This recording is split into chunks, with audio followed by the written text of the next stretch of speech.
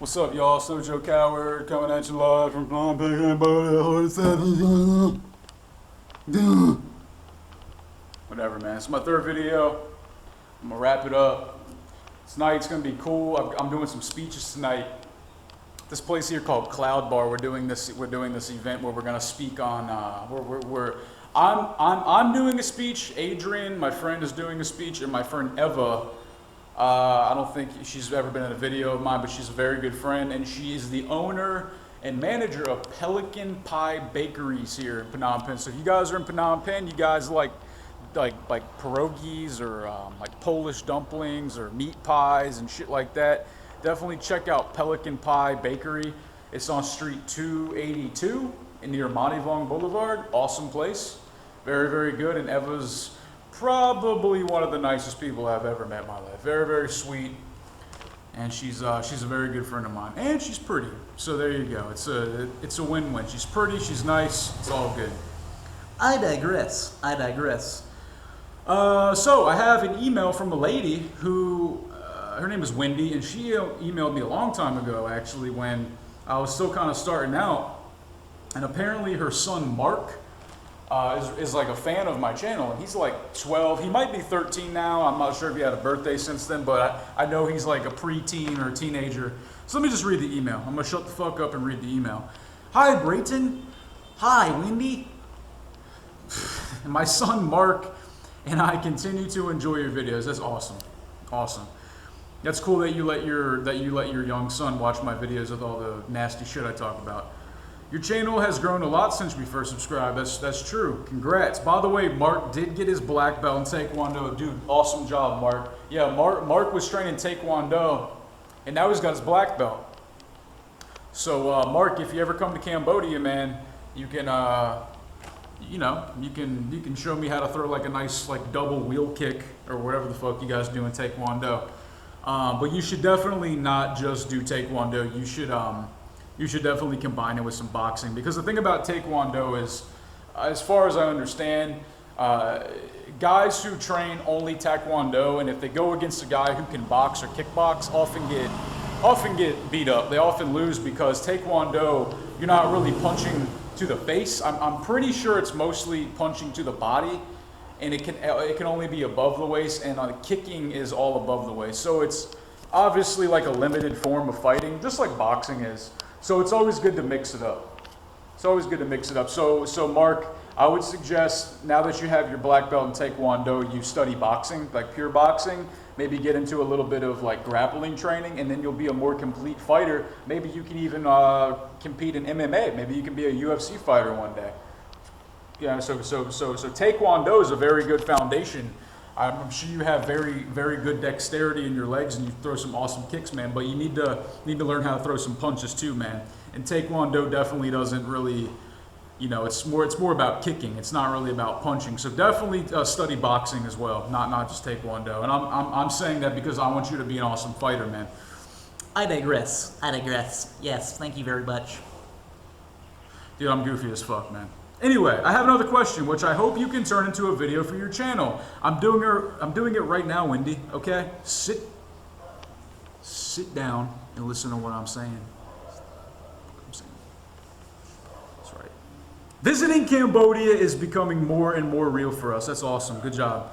So I'd like to know your thoughts on the best/safest way to bring money into the country. Specifically, what are your thoughts on, number one, cash in U.S. or Canadian dollars? Well, let me just do one by one here now. Bringing money into the country. Okay.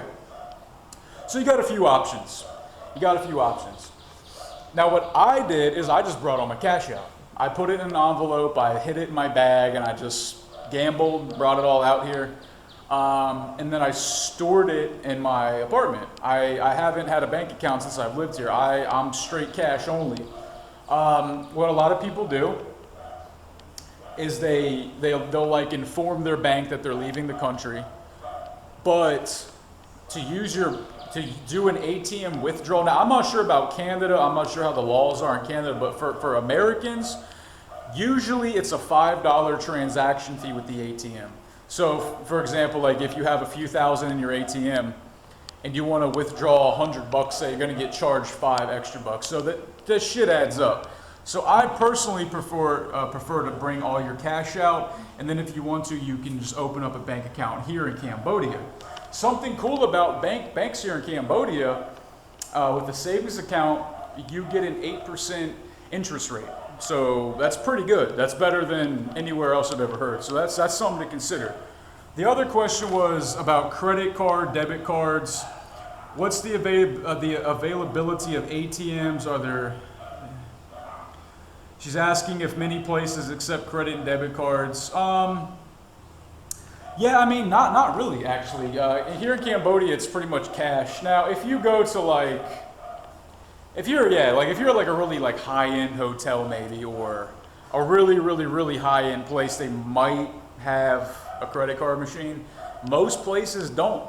Most places don't. It's really cash dominant here. So like if you just have your card on you and no cash, you might be fucked. You might be fucked. So definitely have some cash on you. Definitely not accepted on the street.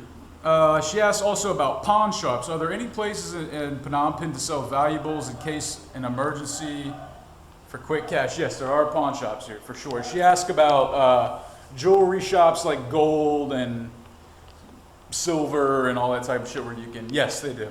They do.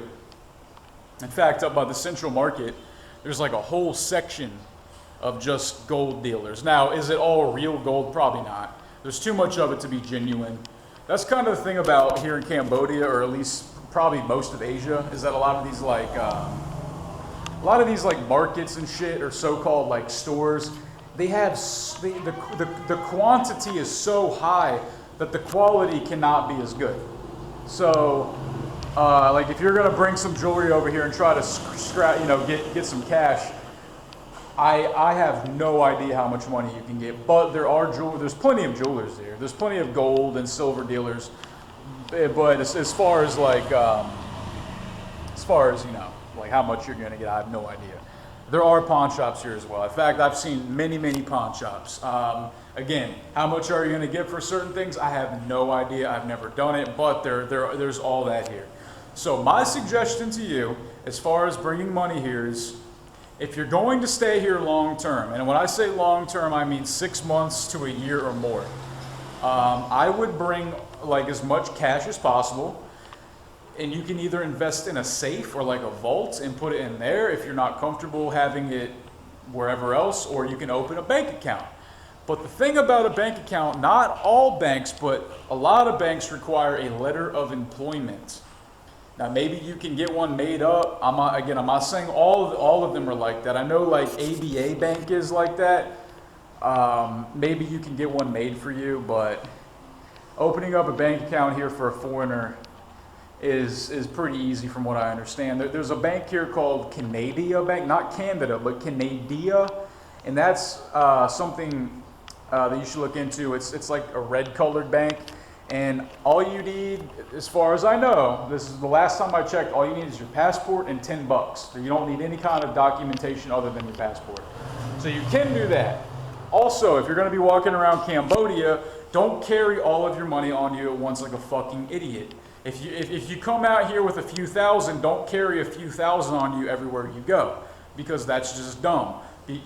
What if? Like, what if? You might, like, maybe you don't even get robbed. Maybe you somehow you lose it and then you're fucked. Then what, right? Then you're gonna have to start whoring yourself out. You're gonna have to, I don't know, man. Maybe you can get Mark into fighting and he can make some money doing that. And definitely carry small bills with you. If you're walking around with $50 bills, $100 bills, it's like you have money, but you don't have money, because a lot of places, man, you'd be surprised, dude, don't have change. It's fucking crazy. Like, we'll go to like a gas station, like a Western style gas station, with like a $50 bill, and you'll try to buy something, and they're like, yeah, we don't have the change, dude.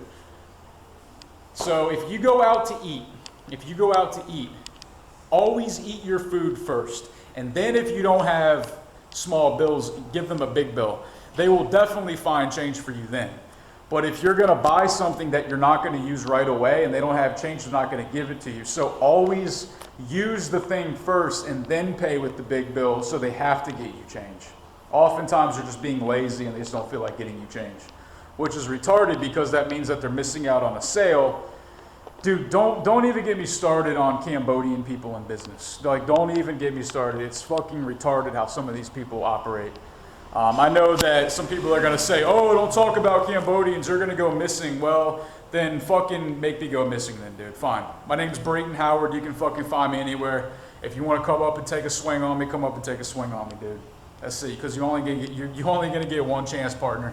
Only gonna get one free shot, and you better fucking knock me out.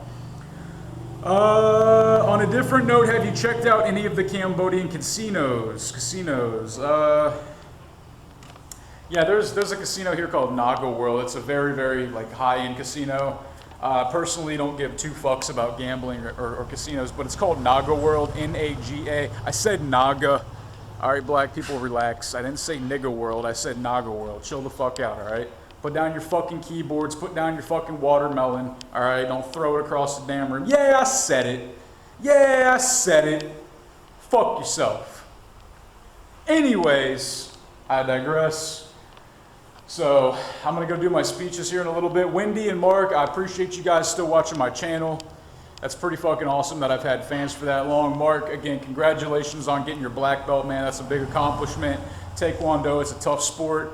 Definitely expand your martial arts horizon, dude. You're only 12 or 13 years old, man. You already got your fucking black belt. Dude, learn how to box, learn how to wrestle and do some jujitsu. By the time you're 18 years old, you're gonna be a fucking assassin, all right? You could totally compete in mixed martial arts and be successful. All right, y'all. Yeah, so as far as money goes, just bring cash, try to carry small change with you. And yeah, that's all I really have to say. I definitely wouldn't even mess with credit cards or debit cards out here. It's just the vast, like 99% of places just don't accept that shit. And also, coins are not accepted in Cambodia. It's only cash. My mom just came here and brought a bunch of quarters, and she tried paying a tuk-tuk driver in fucking quarters, and the guy laughed at her. So they don't use coins here, guys. It's only cash, only bills. All right, y'all. No Joe Coward. I'm fucking badass. I'm sexy as hell. And yeah, I really, yeah, like I don't really have any more shit to talk, really. So, anyways, guys, I'm gonna go work on my speech. I'm gonna go get some things done, and yeah, go fuck yourself. Peace.